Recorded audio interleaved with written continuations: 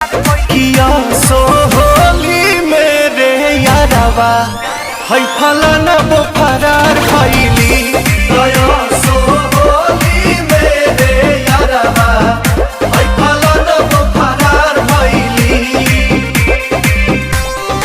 अरे विकियो का फेरा में रहता है। हो सकता है गौवा के लोगवा खिलाड़ सारा कहता है।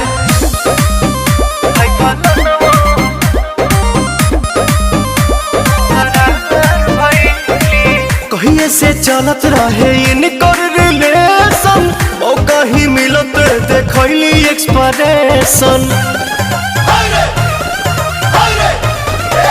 कहिए से चलत रहे इनकर रिलेशन, मौका ही मिलत देखली एक्सप्रेशन। पियवा पतनी ना विचार कैली, विचार कैली हाँ विचार